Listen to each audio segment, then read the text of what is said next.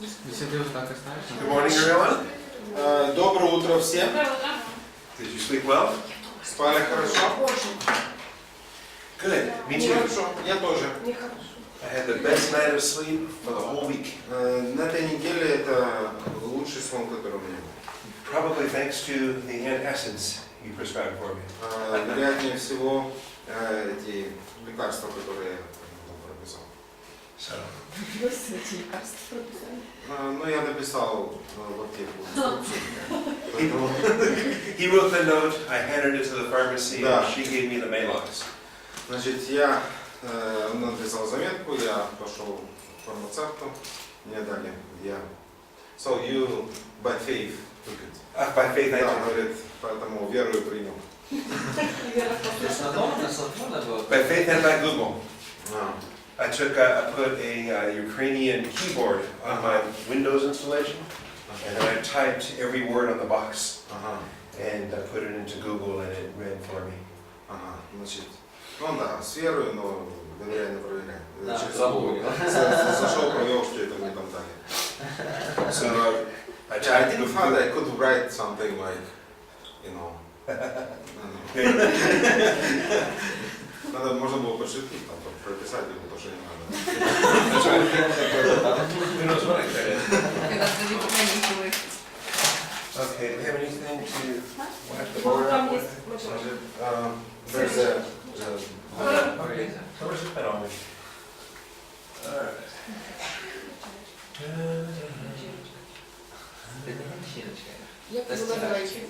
Стирать. Okay. Ганчірка це коли така, знаєш, в школі була така толста така. Ні, ганчірка це українською мовою тряпка. Ну, в школі, коли толстовку стирали, вона така толста. Ну це у вас, у нас звичайна тряпка була, ганчірка. І коли мені в першому класі сказали, Наташа, піди намочи ганчірку, щоб вона була вологою, я їх не зрозуміла. А ти ж на русском сказала? Вона на українською українською не знала. ганчірку, щоб вона була вологою. Що таке ганчірка і що таке волога? Хорошо. We can begin. Можем начать? Anybody want to pray for us this morning? Можно помолиться, да? Cool.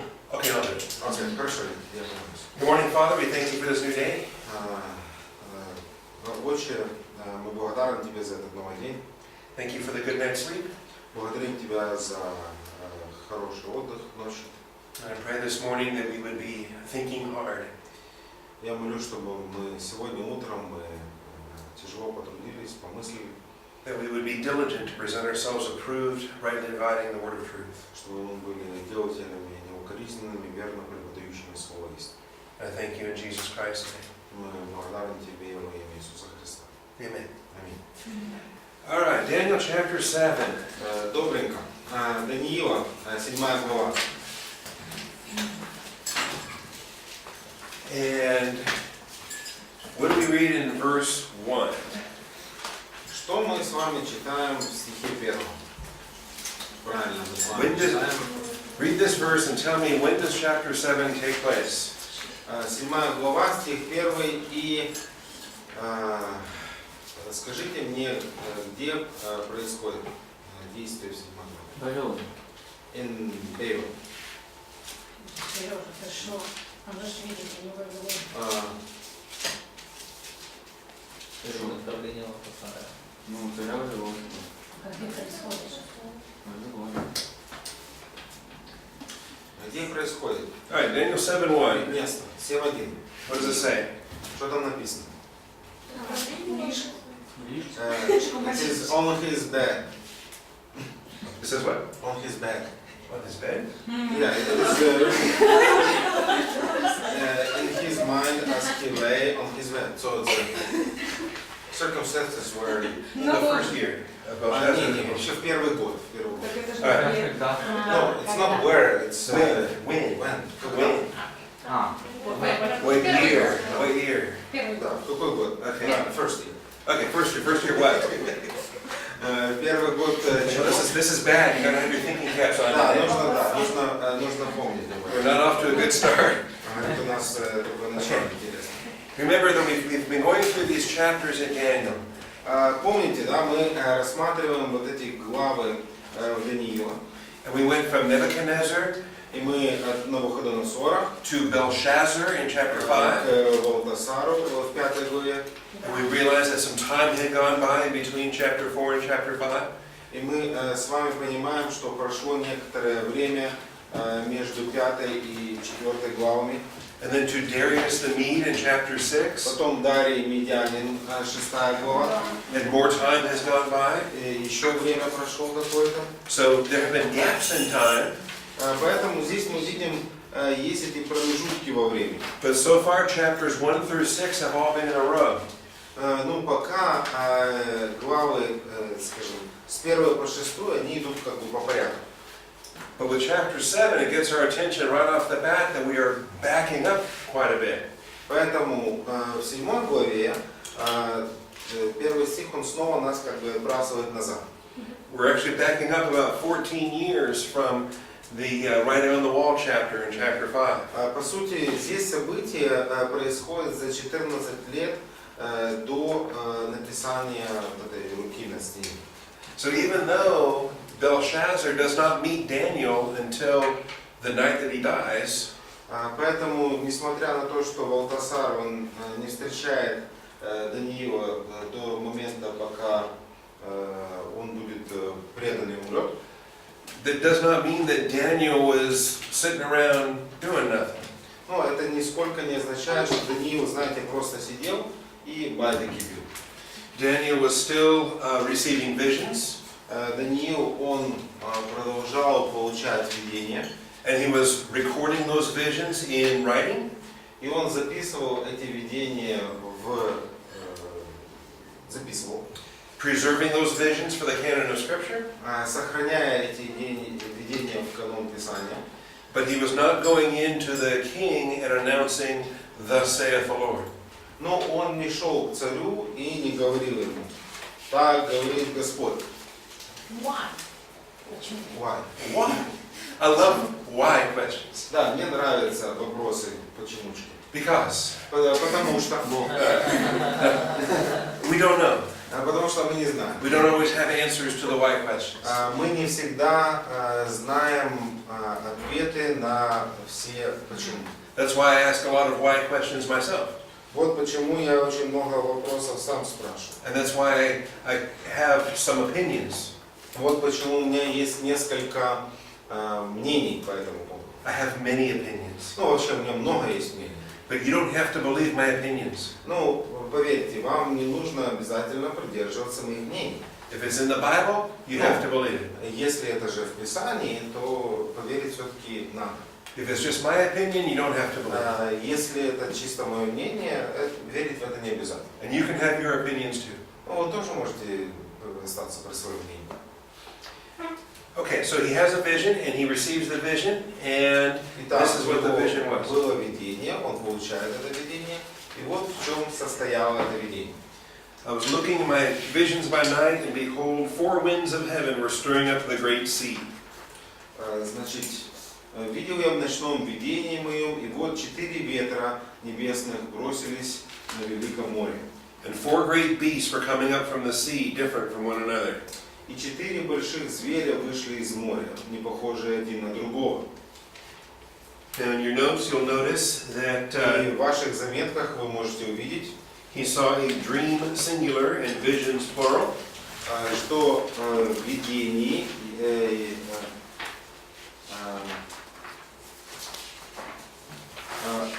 That's point 2 in the outline. пункт 2 в нашем плане, что там единственное множественное число. This was either a very long night of dreaming or a succession of visions from night to night, continuing a single dream. Так, видение, значит, в единственном числе, но потом во множественном степени. Это был длинный такой сон у него. In point 3, he recorded his visions in a written summary, but was not instructed to proclaim his prophecy to either a Jewish or Gentile audience. И пункт 3 мы видим, что он записывал эти видения, но он непосредственно их не провозглашал ни своим властителям, ни иудеям. In point 4, you'll give a list of the great visions that Daniel receives. В пункте 4 мы видим список видение, которое Даниил получает. ABCD. И там у нас ABCD. I'm guessing he's about 68 years old if he was captured when he was 16.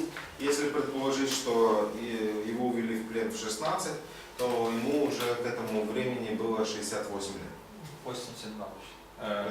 82. 16, 70, 86. So 86, right? Почему В 68? конспекте написано. Ну, ошибка. Где 68? Я вообще 82. У меня же If this vision is 553 BC, Ну, это видение было 84. 530, у нас 60. Да, 84. 553 BC, and he was captured in 605. 553 году, если он был 526 взят. So it's been 52 years since he's been captured. Поэтому 52 года прошло с момента пленения. Okay, but thank you. Keep. I'm bad at math, so keep an eye on me. Да, на математике можете серьезно, поэтому проверить. His second vision, which is chapter 8, will come 2 years later. Второе его видение, в 8 главе, он его видит 2 года спустя. And so that is also before the writing on the wall. И это также до начала написания на стене. The third vision in chapter 9 comes 12 years after the second vision. Третье видение в 9 главе, оно происходит when? 12 years after the second vision. 12 лет после второго видения. So by now he's 82 years old. И тогда ему уже 82. And that will be the same year as the writing on the wall. И это уже совпадает с тем же самым годом написания текста на стене. I don't know that we can pinpoint it to either before or after the writing on the wall. Но мы с точностью не можем определить до надписи на стене, это было или после. And then the fourth vision, which is Четвертое видение, chapters 10 through 12, главы с 10 по 12, that comes 2 years after the third vision, and by now he's 84 years old. они уже 2 года спустя после последнего видения третьего, и ему уже how old? 84. 84. Okay. The content of the vision is 4 great beasts that come up out of the sea. Итак, содержанием этого видения это 4 животных, которые выходят из моря.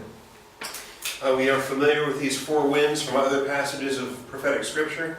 Мы знакомы с этими 4 ветрами из других отрывков пророческого писания. Jeremiah 49:36 and Zechariah 6:1 through 8. Иеремия, where are you writing notes? I couldn't know. I'm reading from 5a right now in the outline. 5. Point 5, the 4 winds of heaven are stirring up the great sea. 15 страница. That's in chapter 8. Go back to chapter 7. No, I see.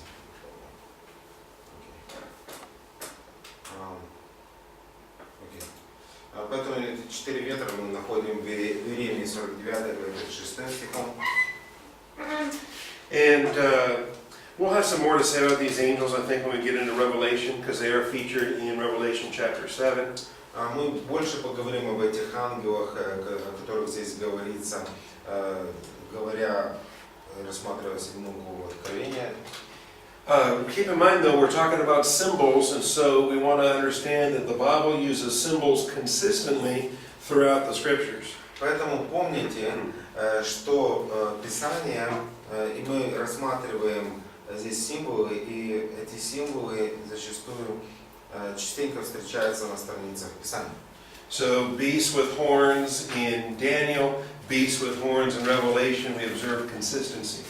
Поэтому мы видим определенную последовательность между животными с рогами в книге Даниила и теми животными с рогами в книге Откровения. 4 winds in the 4 corners of the earth, we have consistency throughout the Scriptures. Поэтому 4 ветра, 4 угла вот этих земли, мы имеем снова эту последовательность Писания. Likewise, the imagery of the sea represents Gentiles consistently throughout the scriptures. И также написание, вот эта картина моря, зачастую она олицетворяет язычников. These beasts are coming up out of the sea, and we understand these to be Gentile kingdoms. Поэтому тут факт, что эти животные выходят из моря, говорит о том, что речь идет о языческих царствах. In contrast to the sea, the earth or the land will be representative of Israel. И по сравнению с морем, земля в данном случае, она представляет собой Израиль, она выходит на землю. And so we'll be considering that when we get to Revelation 13 and we have two beasts that arise.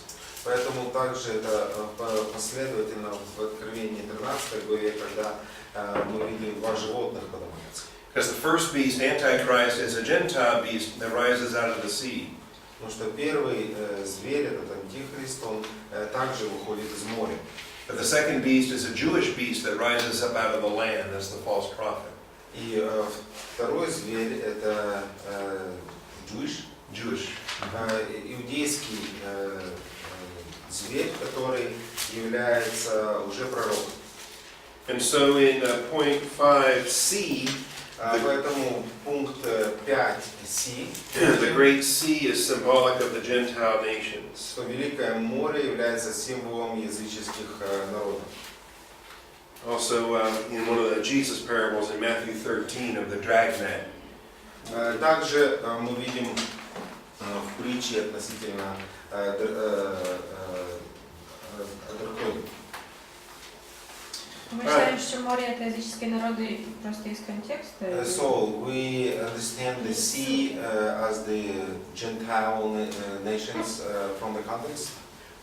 Yes, from context and from parallel Ну, passages. как из контекста, но также из параллельных отрывков. Матфея и Откровение?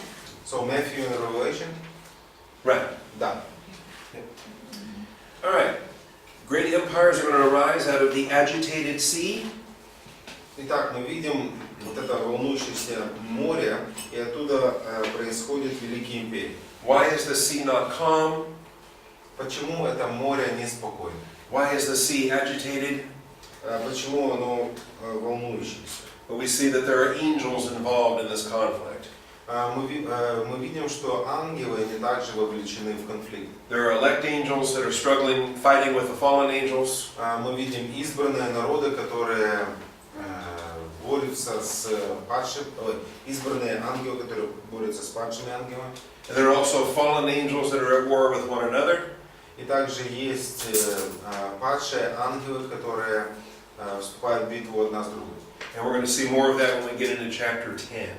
И это мы больше видим, когда мы коснемся 10 главы. But as the sea gets stirred up, these nations will rise and start to conquer. Поэтому, когда вот это море начинает волноваться, народы восстают, и они идут завоевывать. Why does a human nation get all stirred up and start to invade their neighbors? Почему человеческие народы, они восстают и идут завоевывать своих соседей? Why doesn't the human nation just stay calm Ну почему бы людям не жить тихо, мирно и спокойно? and trade peacefully with their neighbors? И просто торговать мирно со своими соседями. But a human nation gets stirred up and it starts to invade.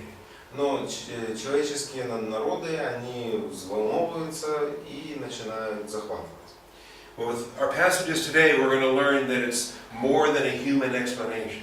Ну, из наших отрывков сегодня мы увидим, что здесь не только есть место человеческому объяснению. That there are fallen angels at work that are stirring up the sea. Поэтому есть падшие ангелы, они также пытаются волновать это море. There are 4 great winds that God assigns to stir up the seas. Также есть 4 великих ветра, которые Бог использует для того, чтобы взволновывать это море. And ultimately, it's the hand of God that's driving world history. И в конечном итоге мы понимаем, что это рука Божия, которая совершает историю человечества. Because what chapter was it that we saw that God changes the times and the epochs? Потому что в какой главе мы читали, что Бог меняет времена и эпохи? Скажите мне. You remember? What chapter? Помните или нет? Chapter 2. вы не помните. Помните, And then it was reinforced in chapter 4. Да, и об этом идет речь в 4 главе. That he installs kings and he removes kings. Что он поставляет царей и убирает их.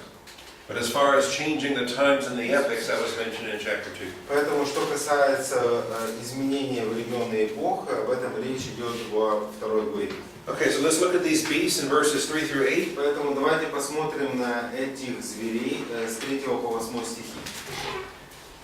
Somebody please read. Пожалуйста, кто-нибудь Somebody read 3 through 7. с 3 по 7 прочитайте, пожалуйста. І 4 великі звірі піднялися з моря, різні один від одного.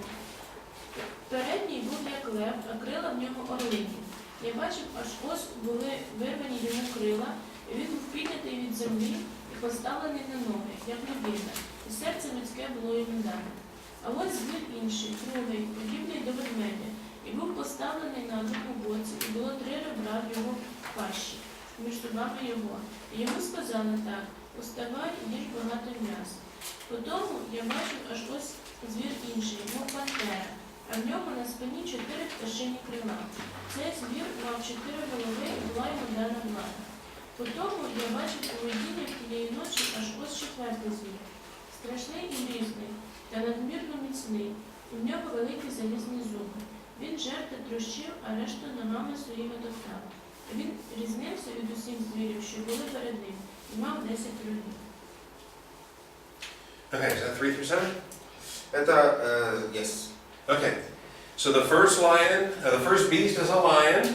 Итак, первый – это лев. All right, now you're going to see my terrible artwork. Вот, сейчас вы узнаете, Lion. насколько велико мое художество. Lion has a beard.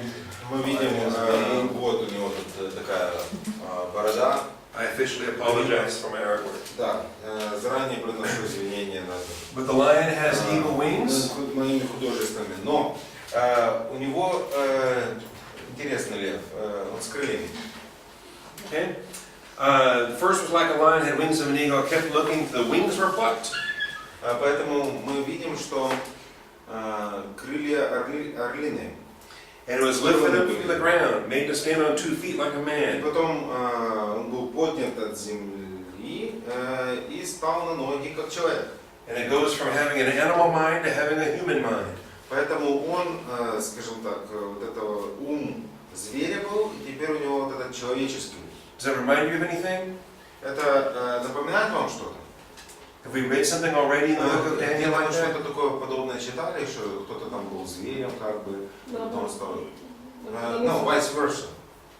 Vice versa, and then what happened? And again, vice versa. And then vice versa, that's right. Да, Yeah. фраза туда. So this is Человеком зверя, потом зверем. supposed to be reminding us of Nebuchadnezzar, who was lifted Поэтому up. должно быть это напоминание о Навуходоносоре, который был превознесен. Of course, the plucking of the wing would be very humbling and would put this lion down low. Поэтому то, что вырвали у него крылья, это весьма, знаете, для птички смиренное действие. Поэтому он был унижен. Even as Nebuchadnezzar was brought very low in his discipline. И мы знаем, что Навуходоносор, он был весьма унижен, когда Бог его дисциплинировал. But then made to stand on his feet and given his human thinking back. Но потом дали ему снова встать на ноги и вернулось и к нему мышление. And so very clearly we understand that this lion Поэтому мы ясно понимаем, что этот лев, is parallel to the head of gold from chapter он 2. стоит в параллели во 2 главе, железной горе. And the representation is to Babylon. И здесь мы имеем представление Вавилона. Okay, the second animal is, what's the second animal? Второе, что мы видим, животное. Какое? Правильно. Bear, Медведь. right? Никуда посмотрел. And it was raised up on one side, laying up on one side. 3 ribs were in its mouth between its teeth. И здесь мы видим, что он был похож на медведя, и 3 клыка во рту у него между зубами. Now it's laying up on one side because part of the issue with the chest of silver is we're talking about a Medo-Persian empire. И почему здесь речь идет о том, что он был на одной стороне, потому что когда речь идет о груди и руках, речь идет о Медо-Персидском царстве. And it's raised up on one side because of these two parts. One of these parts is much higher than the other part. И почему он, скажем так, однобокий какой-то такой был, поскольку само царство Медо-Персидское, оно не было в равной степени, скажем, в силе. Поэтому одна часть была более сильнее, чем другая.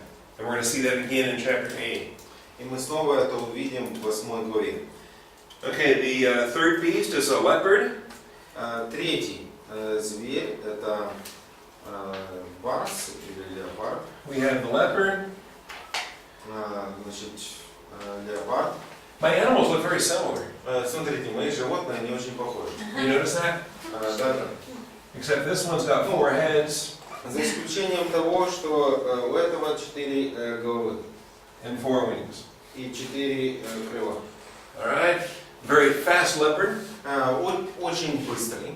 Leopards are fast anyway. Ну, в любом случае они быстро бегают. But if you give them 4 wings, they're even faster. Ну, если еще и прикрутить 4 крыла, то вообще полетит. The 4 heads is significant because after the death of Alexander the Great, what happens to the Greek Empire? Но это очень важно. Почему? Потому что после смерти Александра Великого, что случилось с греческой империей? It's going to be divided into 4 smaller Greek empires. На 4 меньших империй. But keep in mind, even though it's divided into 4 separate empires, they're still Greek empires. Но несмотря на то, что это разделенная империя, она все еще остается греческой империей. And so, oh, thank you. Спасибо. So this is Okay. this yours. Okay. I found this. I did, okay, thank you. Good, good. That's for tomorrow. This is for after lunch. Это не завтра, это на после обеда.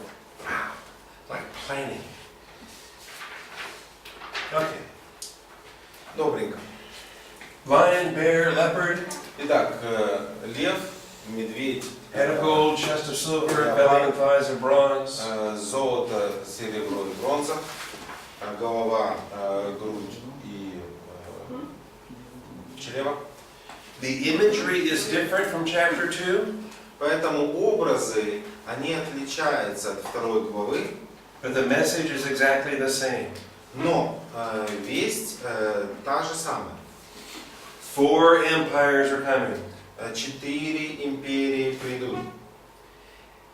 So, since the message starts with 4 empires are coming, И поскольку эта весть начинается с того, что 4 империи придут, we can start to understand that, of course, the message is going to be identical to chapter 2. мы начинаем понимать, что, ну, конечно же, значит, весть будет одинаковой.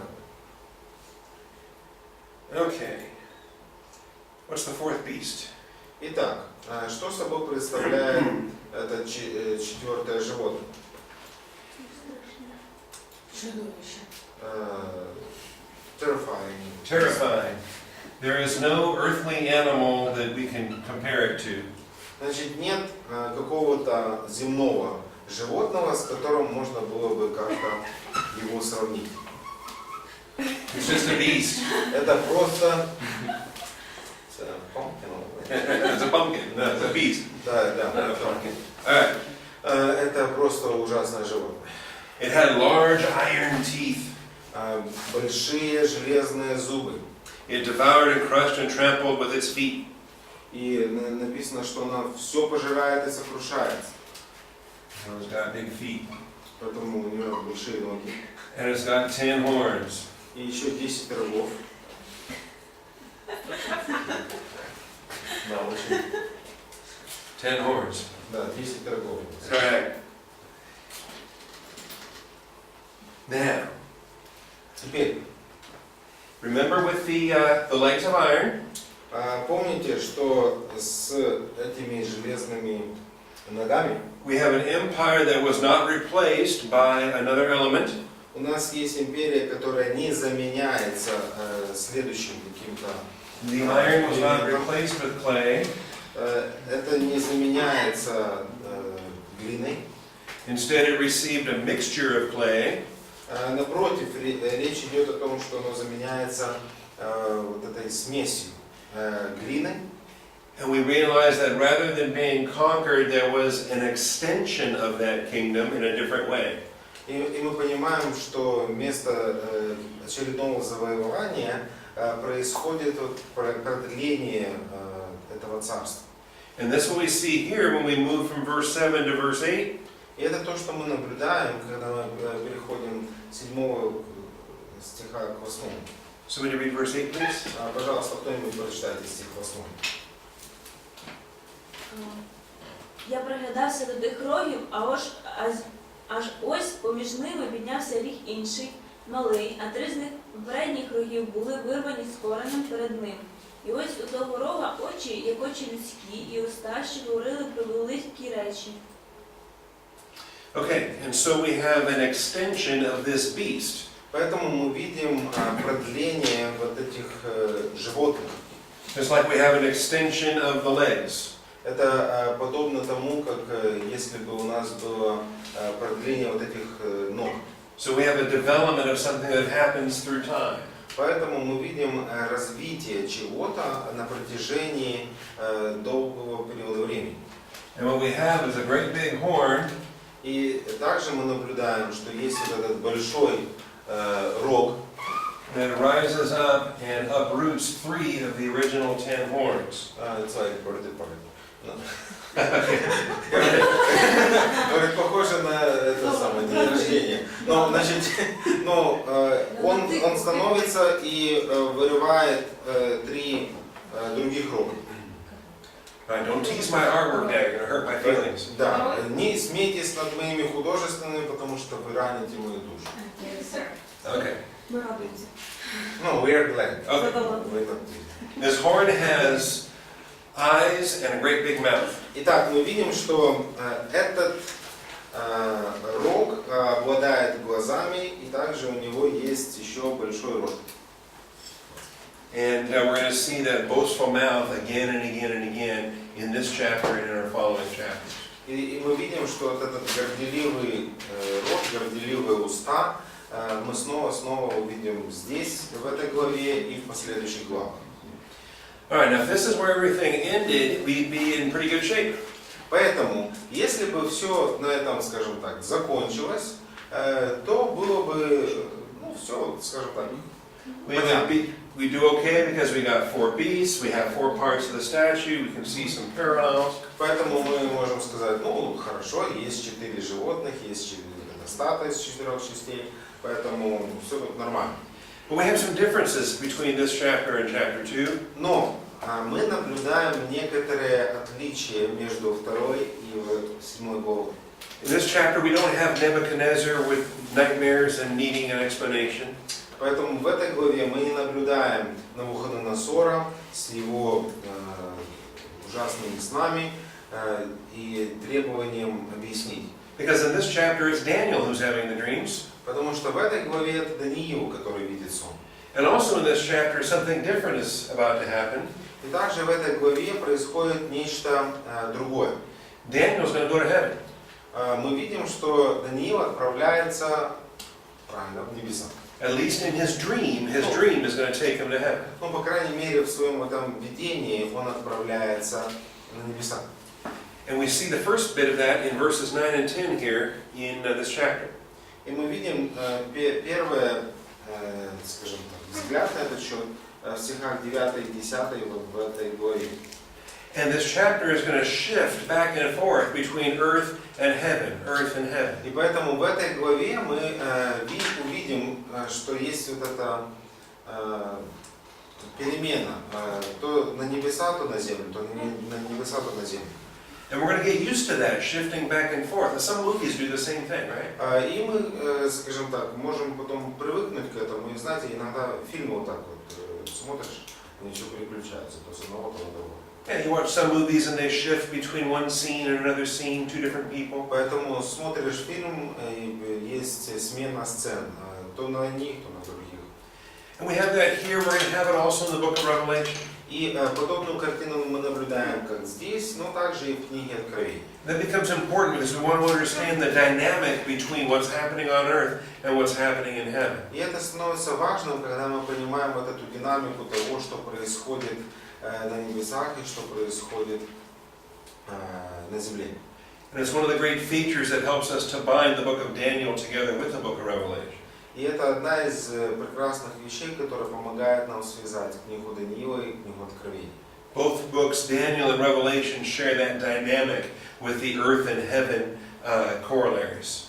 Поэтому обе эти книги, они сохраняют вот эту динамику обращения и описания того, что происходит на земле и что происходит на небе. Okay, so read verses 9 and 10. Поэтому прочитайте стихи 9 и 10. «Видел я, наконец, что поставлены были престолы, и восел ветхий днями. Одеяние на нем было бело, как снег, и волосы головы его, как чистая волна. Престол его, как пламя огня, колеса его, пылающий огонь. Огненная река выходила и проходила пред ним. 1000 тысяч служили ему, и тьма тем предстояли пред ним. Судьи сели и раскрылись книги». Okay. You have notes for this in point 7 in your outline. У вас есть заметки, пункт 7 в вашем плане. And it's very remarkable that there are multiple thrones that are set up. И очень удивительно, что тут много этих тронов установлено. But it's not, nobody is seated on those thrones. Но выглядит так, что никто на этих тронах не сидит. You see that in verse 9, plural thrones are set up. Поставлены были престолы, множественное число. But only the Ancient of Days takes his seat.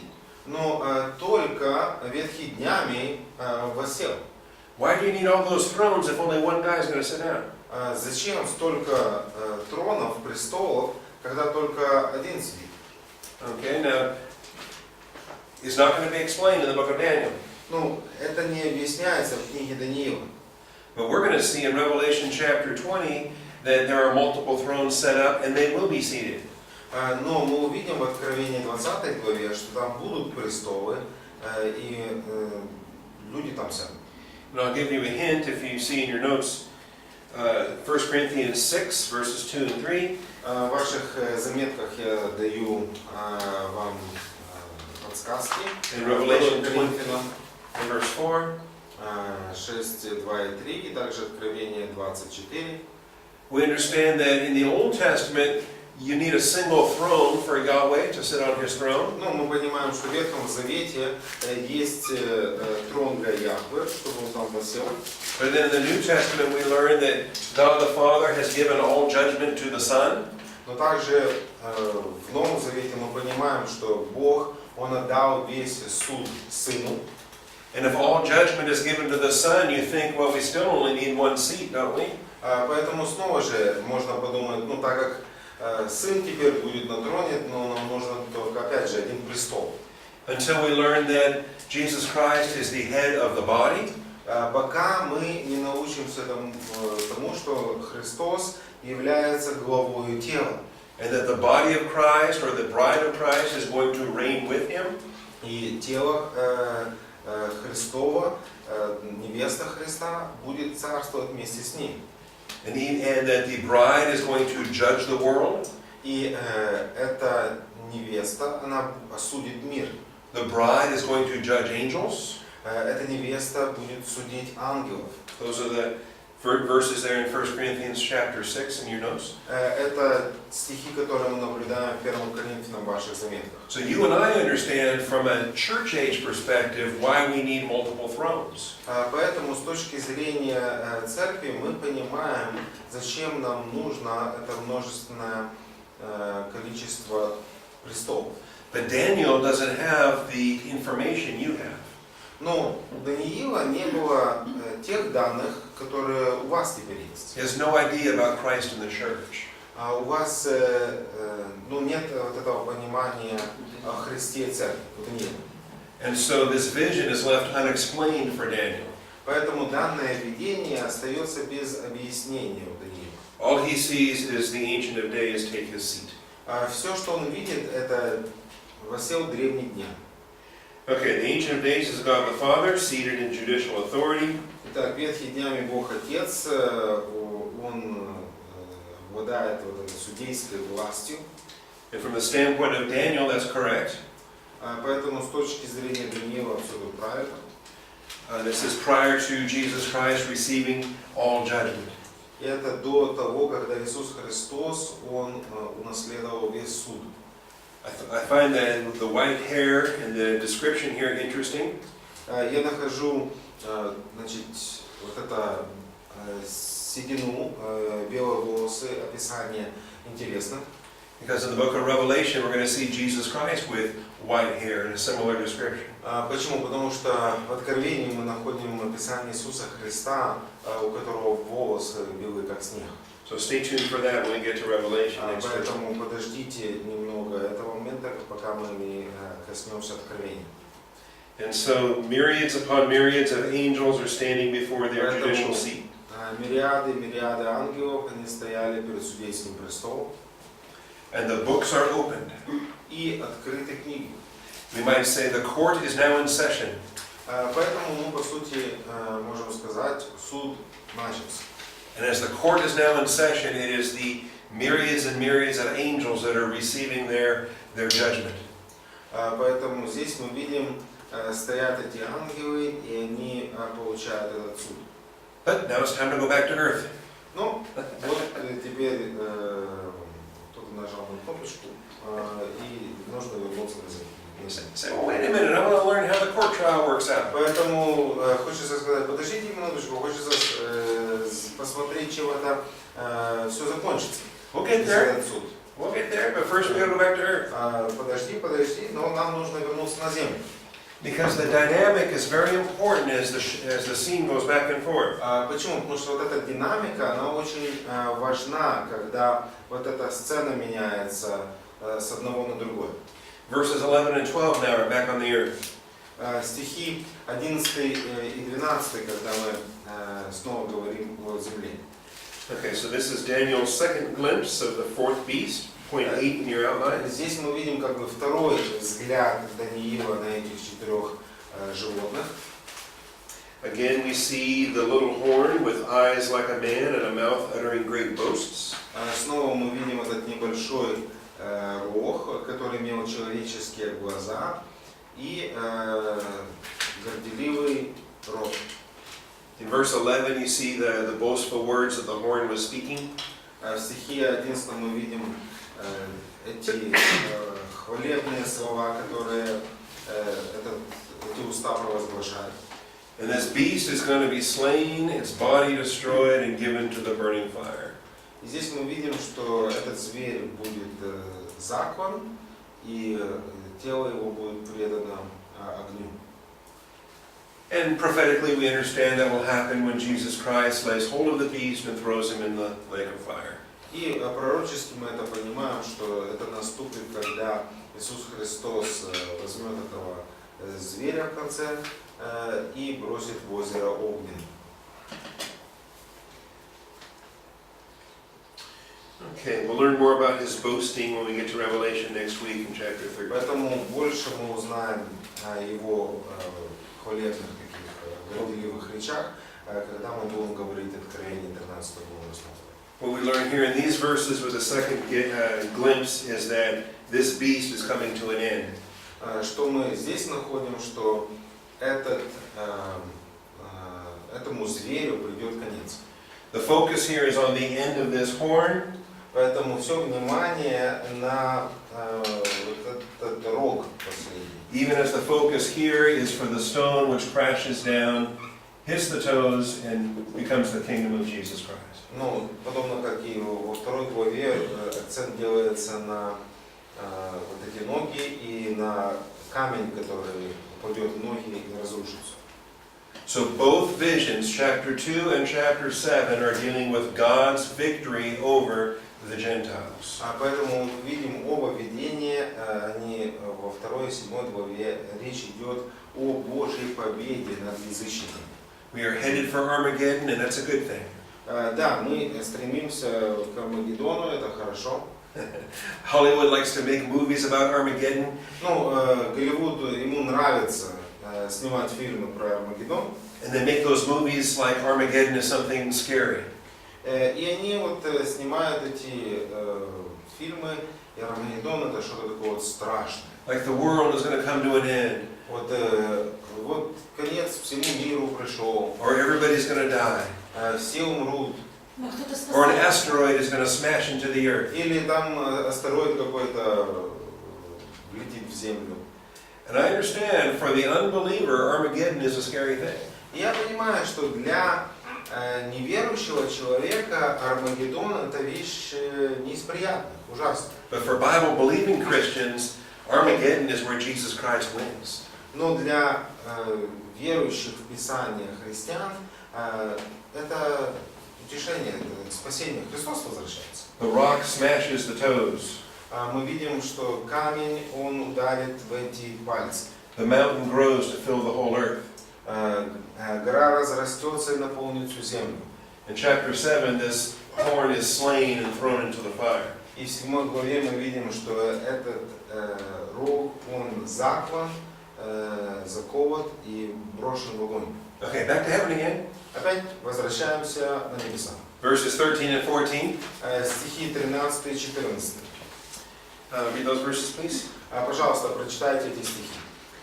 Я бачив у видіннях ночі, аж ось разом з небесними хмарами, ішов ніби син людський, і прийшов аж до старого днями, і його підвели перед нього. І йому було дане панування, і слава та царство, і всі народи, племена та язики будуть служити йому. Панування його – панування вічне, яке не спиниться, а царство його не буде зруйноване. Okay. All right, and so we are returning back to heaven for the second glimpse. Поэтому мы снова возвращаемся на небеса, чтобы увидеть второй взгляд. Point 9 in your outline. Пункт 9 ваших планов. Subpoints A and B. Это подпункты А и Б. We have the presentation of the Son of Man and the exaltation of the Son of Man. И тут мы наблюдаем представление Сына Человеческого и вознесение Сына Человеческого. And the Son of Man ascends to the Ancient of Days and is presented before him. И здесь мы видим, значит, представлен Сын Человеческий перед ветхими днями. And God the Father is going to rule on behalf of His beloved Son. И Бог Небесный, Он будет править от лица Своего Небесного Сына. Jesus Christ is going to receive the greatest reward of all eternity. Иисус Христос получит величайшую награду всей вечности. Jesus Christ is called the heir of all things. He receives everything from the Father. Иисус Христос, Он назван наследником всего, Он получает все от Небесного Отца. He is granted a name above all names. Ему даровано имя выше всякого имени. And an everlasting kingdom. И даровано вечное царство. And the reason why He's granted all this is because He first humbled Himself. И причина, почему все это Ему уверено, потому что прежде всего Он смирился. Remember, the pattern is humility first and then the exaltation. Помните вот этот образец? Вначале смирение, а потом вознесение. God is opposed to the proud, but He gives grace to the humble. Бог гордым противится, смиренным дает. Humble yourself under the mighty hand of God, and He will exalt you at the proper себя time. под крепкую руку Божию и вознесет вас в свое время. And so Jesus Christ humbled Himself on the cross. Иисус Христос, мы видим, Он смирил себя на кресте. He laid aside His privileges and He walked a human walk for Он His earthly life. отложил в сторону свои привилегии, и Он ходил как человек в своем смирении. And then He died on the cross as the payment for our sins. И Он умер на кресте, платя цену за грехи наши. But then He rose from the dead and He ascended to His Father. И Он воскрес из мертвых и вознесся к Отцу. And so the Father is pleased to rule on behalf of the Son of Man. Поэтому здесь мы видим, что угодно Богу Отцу править через своего Сына, Сына Человеческого. And the kingdom belongs to the Son of Man because the Ancient of Days ruled on behalf of the Son of Man.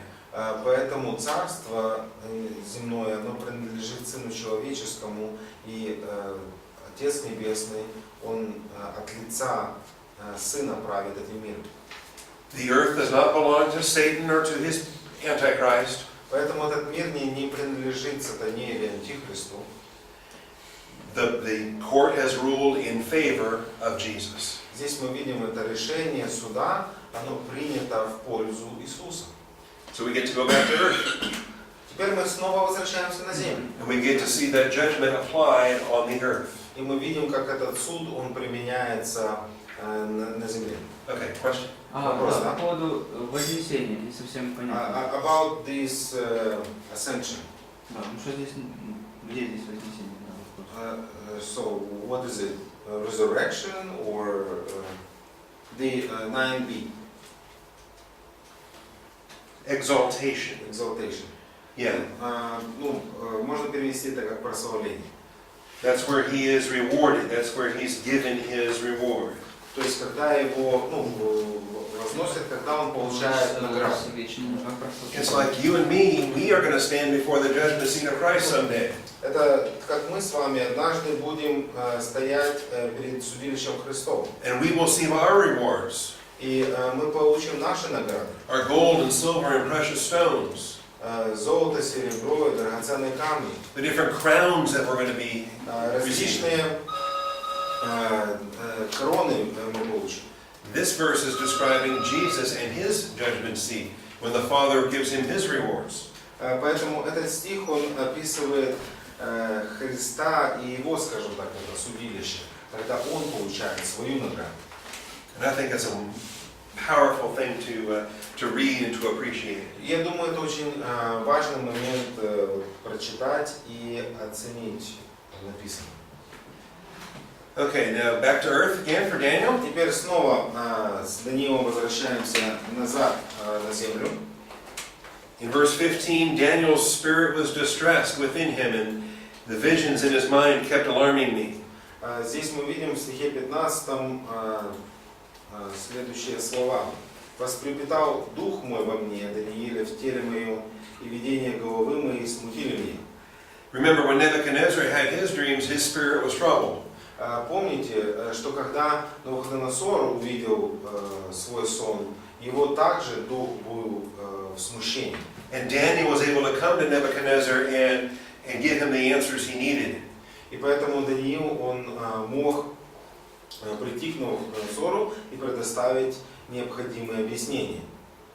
Now Daniel's the one having the dreams, now Daniel's the one who's troubled. Теперь Даниил видит видение, и теперь он в смущении. So Daniel needs a Daniel to come alongside himself. Поэтому Даниил должен посоветоваться с Даниилом, чтобы как-то себя утихомирить. Instead, Значит, вместо этого he grabs hold of some angel standing by there in heaven. мы видим, что ангел, стоящий на небесах, I'm guessing it's an angel. я надеюсь, что... Who else would be standing by there in heaven? Догадка моя, что это ангел, кто там еще мог быть.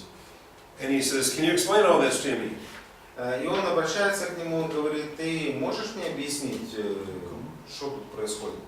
And so the explanation comes in verses 17 and 18. Поэтому объяснение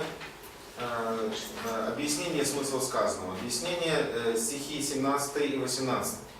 And again, we find that we don't have to interpret the vision for ourselves. We let the Bible interpret the vision in the immediate context. Поэтому снова мы наблюдаем, что нам нет необходимости ломать голову и думать, что бы это значило. Само Писание объясняет нам значение увиденного.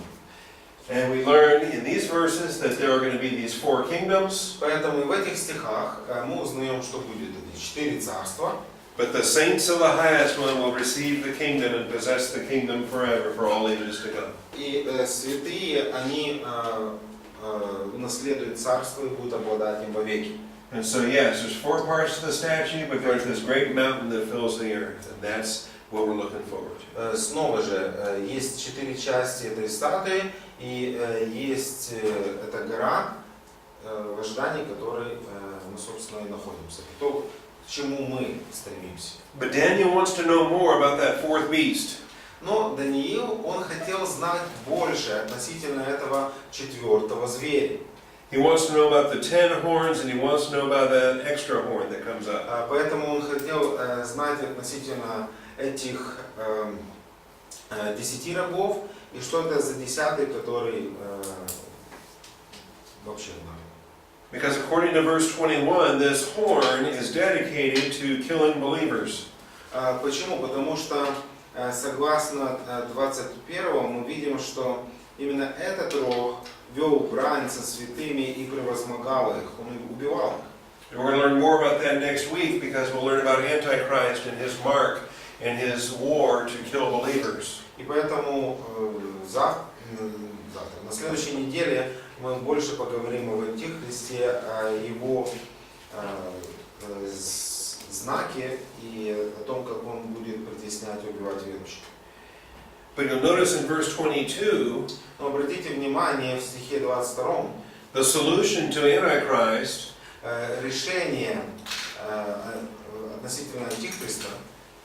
I haven't said this yet, have I? This great big horn, this is Antichrist. Ну, я еще не говорил, да, что этот большой рог это Антихрист. You figured that out already? Вы уже поняли, да? Okay, you guys are smart. Good. Хорошо, вы умники. All right. But notice in verse 22, the Ancient of Days came and judgment was passed in favor of the saints of the highest one. What verse? Verse 22. Стих 22.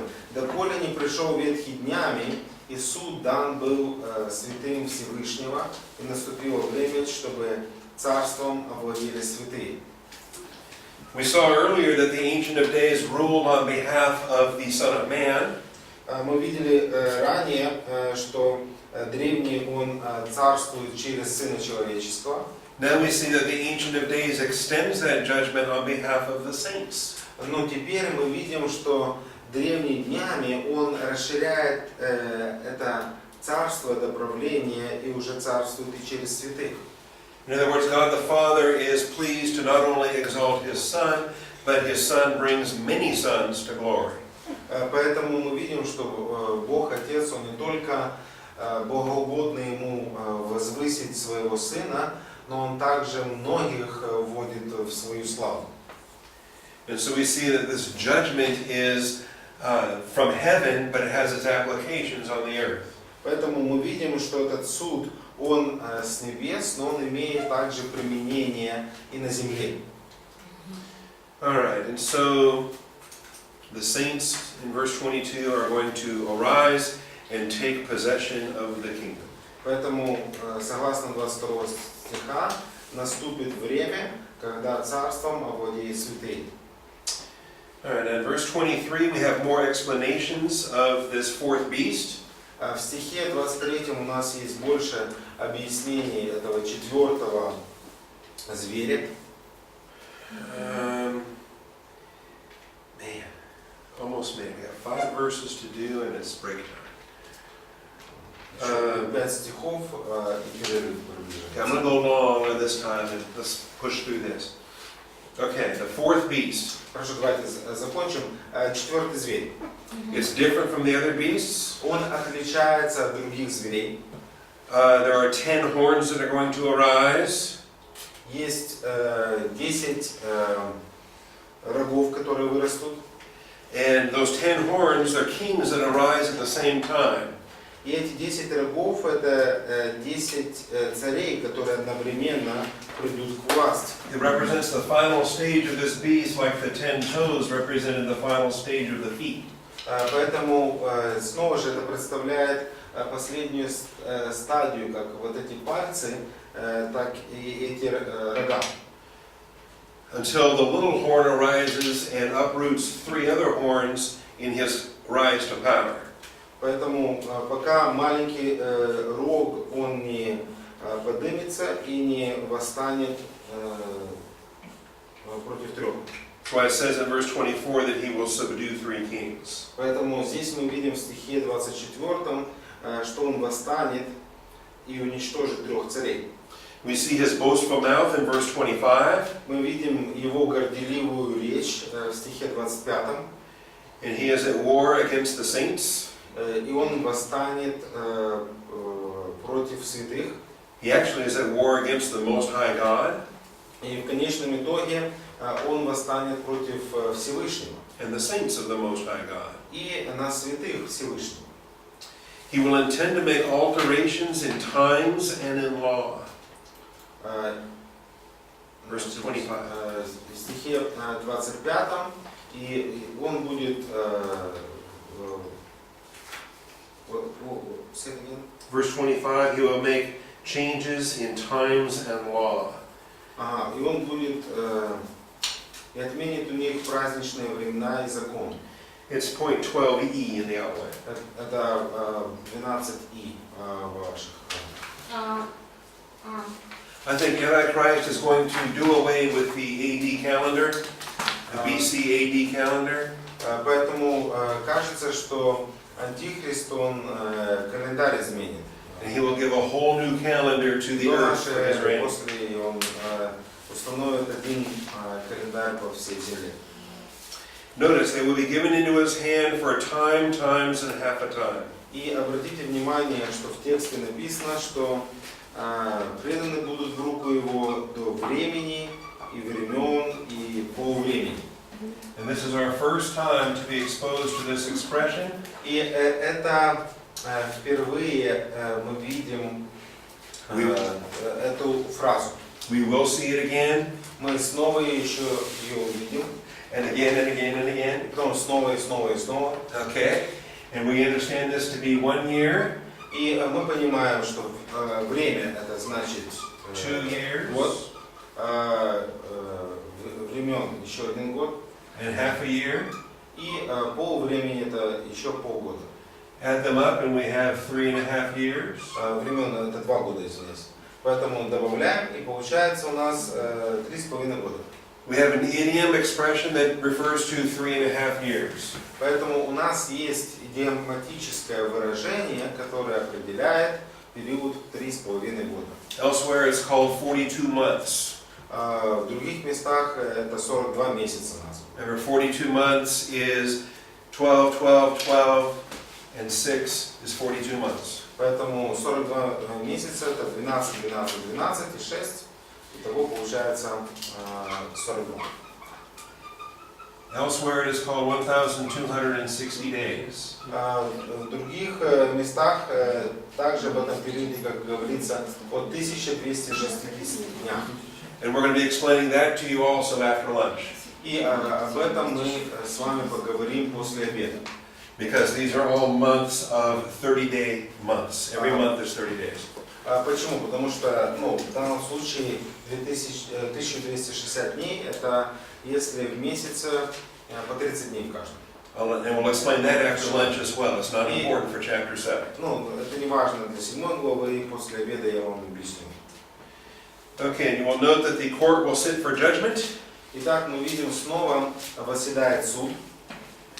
And Antichrist's dominion will be taken away and destroyed forever. И царство Антихриста, оно будет взято и разрушено вовеки. The reason why it's taken away is because it's given to Jesus Christ and to the saints. И причина, почему все это будет забрано, поскольку Иисус Христос и святые придут в царство. So understand, while there's war on the earth, поэтому мы понимаем, что несмотря на то, что есть война на земле, there are court proceedings going on in heaven. Здесь мы видим также суды идут на небесах. And when we study Daniel and Revelation, we have to study the human dimension and the angelic dimension. И поэтому, изучая Даниила и Откровение, нам приходится изучать не только сферу человеческого, но и сферу небесную. If we limit ourselves to the human dimension, we're going to be deficient in our understanding. Поэтому, если мы только будем рассматривать в человеческой плоскости, наш взгляд будет недостаточен и неполным. If we don't understand heaven's judicial system, we'll be deficient in our understanding. Поэтому, если мы не понимаем вот эту систему судов небесную, наше понимание оно будет ущемлено. not just for Daniel and Revelation, but for the whole Bible. Но не только в отношении Даниила и Откровения, но и в отношении всего Писания. Why did God make humans anyway? Вообще, зачем Богу было творить людей? I think there's a weakness of different theological systems when they don't identify the angelic conflict and the role of the angelic conflict as the purpose for humanity. И снова я думаю, что ответ на этот вопрос будет неверным, если не учитывать роль ангельского вот этого конфликта и отношения с человечеством. So, if you've had teaching on angels before and the angelic conflict before, be very thankful for that. Поэтому, если вы уже прошли какое-то обучение относительно учения об ангелах и в курсе, это было бы весьма к месту. Okay, at the end of this chapter, Daniel is greatly alarmed. И здесь в конце этой главы мы видим Даниил, он сильно смущали его размышления. And he keeps the matter to himself. И он все это сохранил в сердце своем. He doesn't go preach it to the king. Он не пошел проповедовать царю. He doesn't announce it to Israel. Он не начал провозглашать Израиль. He simply makes a written record of it. Он просто записал все это дело. And that's how the chapter ends. Это то, как эта глава заканчивается. Okay, we went a little bit long for this one, but I think Немножко мы затянули с этим рассмотрением. questions before we take a break? Есть ли вопросы перед тем, как мы сделаем перерыв? Есть вопросы? Do you understand the parallel between chapter 2 and chapter 7? Вы понимаете параллель между 2 и 7 главой? Ясно это? Do you think you could draw this yourself? Можете сами это потом воспроизвести, нарисовать? Can you relate the head of gold to the lion? Можете связать золотую голову с левом? The chest of silver to the bear? Бронзу с медведем? The toes to the horns? Извиняюсь, серебром. Значит, ноги с этими рогами. Okay.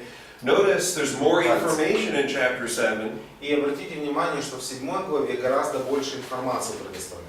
Chapter 2 didn't have a great big toe come up and replace 3 other toes. Значит, 2 глава не говорит о том, что там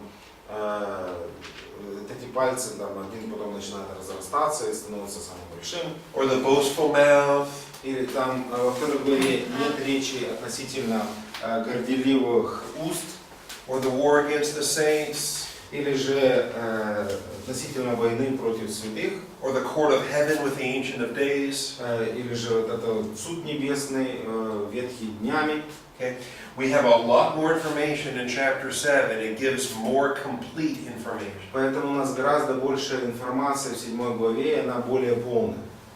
And that's important because chapter 8 will give even more. И это важно. Почему? Потому что в 8 главе там будет говориться еще больше. And chapter 9 will give more. И 9 еще больше предоставит. Chapter 11 will give more. И 11 еще больше. Alright, so we're just getting started. Поэтому мы только разминаемся. Alright, take your break, come back at 11. Перерыв.